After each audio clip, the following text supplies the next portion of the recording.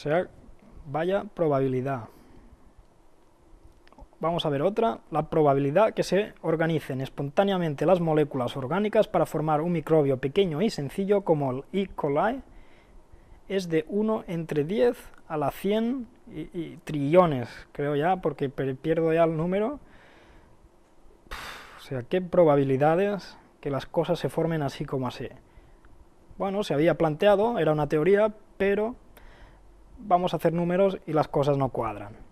Esto se podría entender, ¿no? Hay probabilidades, ¿no? Hay gente que puede pensar, bueno, ahí están las probabilidades, pero vamos a compararlo con lo que dice este señor. Dice, la contingencia de que la vida se diera sin más en la Tierra es aproximadamente igual de probable a que un tifón pasase por una chatarrería y construyese un Boeing 747.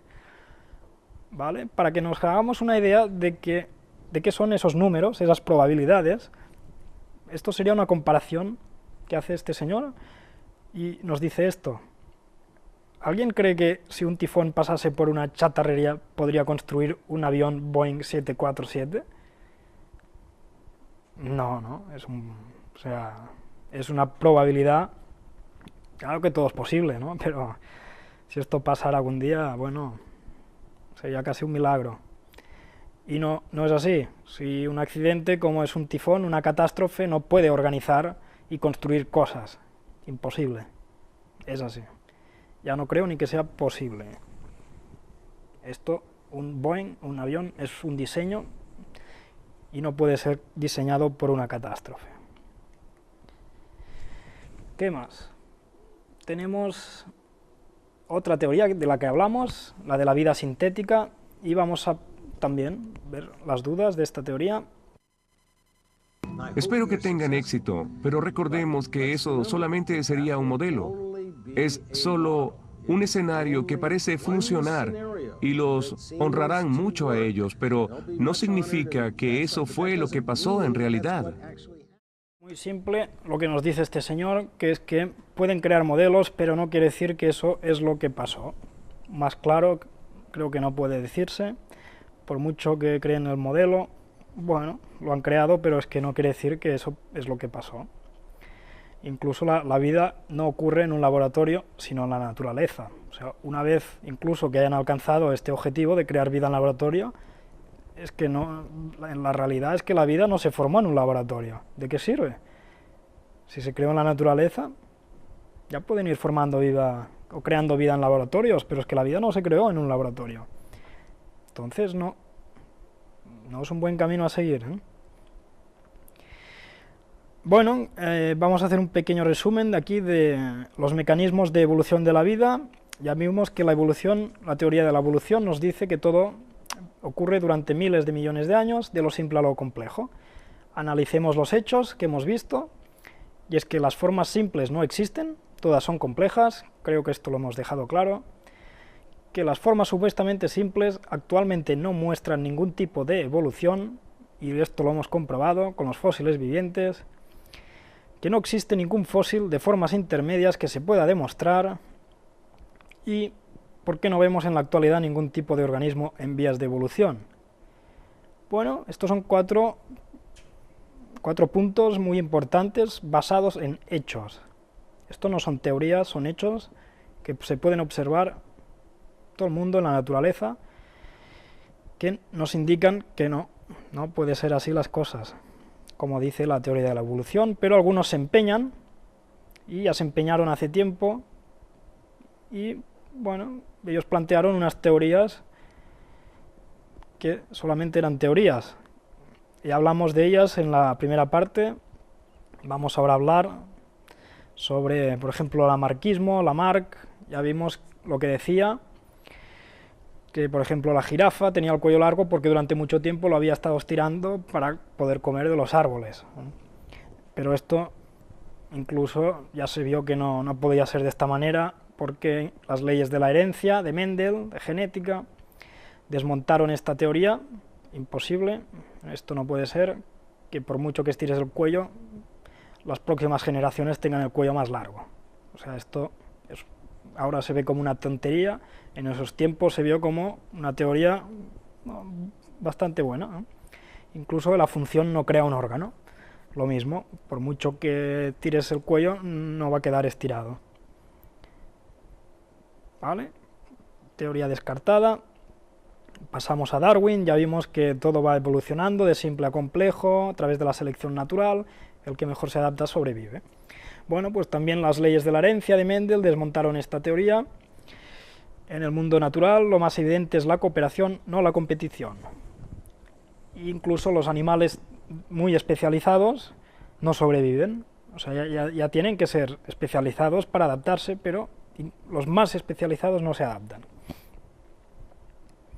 Siguiente, después vimos las mutaciones. Con las mutaciones, bueno, ya tenían un poco de teoría porque eran hereditarias y aquí ya ganaron un poco de terreno. Aparecen de manera fortuita en el seno de una determinada población, ¿vale? Bien, tenemos mutaciones, ya Mendel no se carga esta teoría, pero en cambio sabemos que las mutaciones son raras, nocivas, fortuitas y no crean nuevos órganos. Como mucho añaden uno ya existente, como puede ser una gallina de 6 dedos. No pueden explicar la formación de ojos complejos, las mutaciones, y siguen sin aparecer indicio de especies intermedias de fósiles. ¿Vale? O sea que no puede ser. Las mutaciones, aquí tenemos esta noticia que dice: insólito caso de basquetbolista que tiene 6 dedos en sus manos. Bueno, pues como la gallina que decíamos, esto es un tipo de mutación, pero no quiere decir que este señor acabe evolucionando y se convierta en otra cosa. Simplemente tiene esto, 6 dedos. ¿Qué más? Tenemos la síntesis moderna. Ya revisamos un poco. Esto era el neodarwinismo, que cree en diferentes tipos de evolución, la microevolución y la macroevolución. Dice, pero siguen habiendo problemas, ¿no? El mecanismo básico de la evolución permanece sin resolver. La deriva genética, muy discutida entre evolucionistas, y los cambios fortuitos al azar no producen ningún orden evolutivo. Son serias dudas.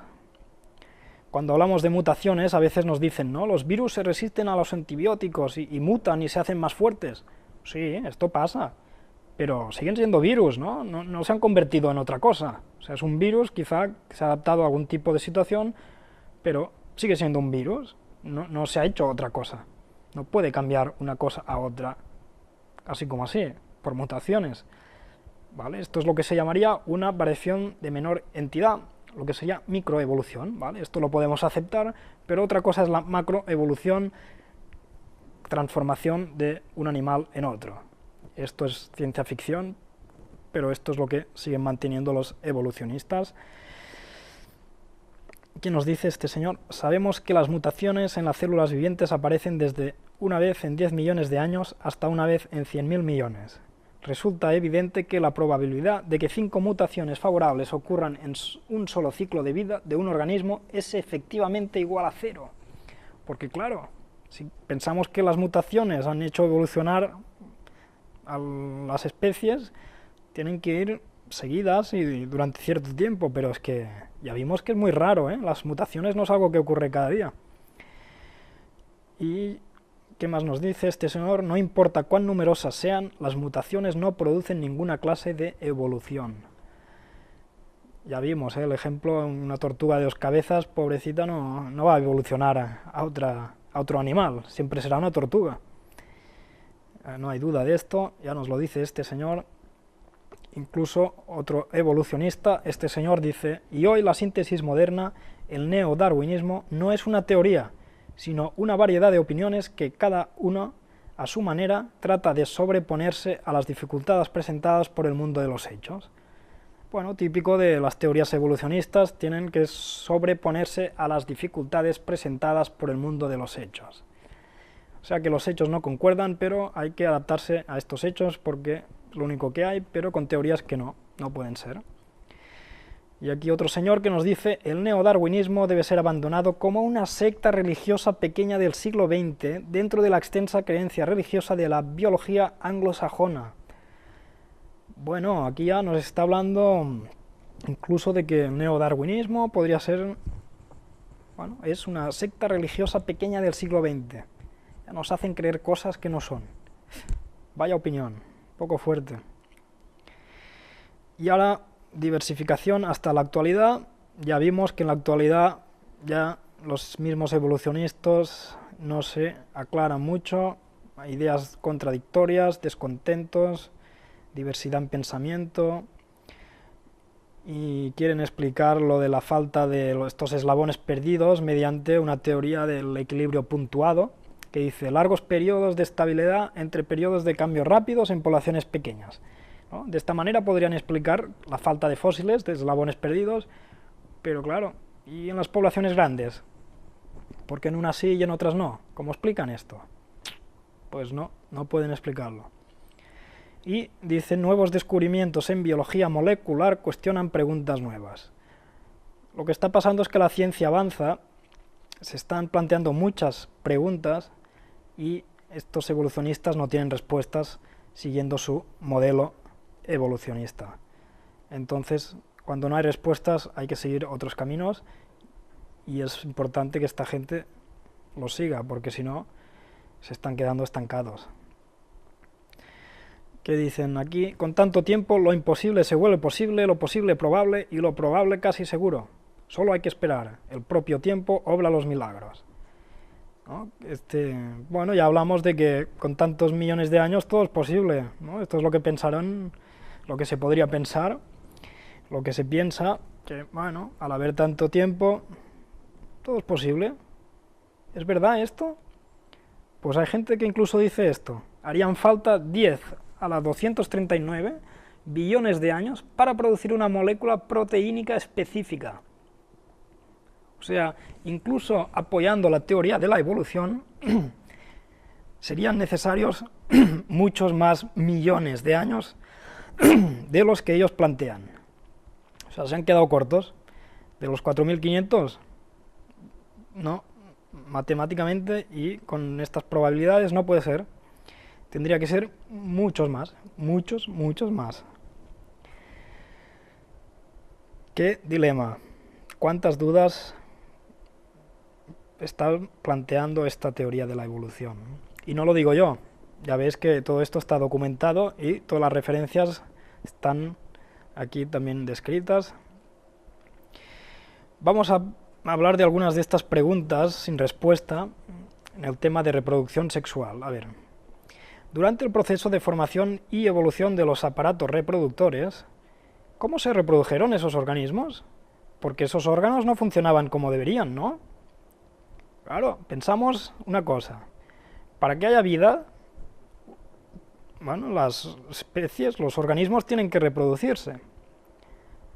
Pero si esos órganos reproductores tienen que evolucionar, hasta que no han evolucionado, ¿cómo van a funcionar para que haya reproducción? Claro, no puede ser.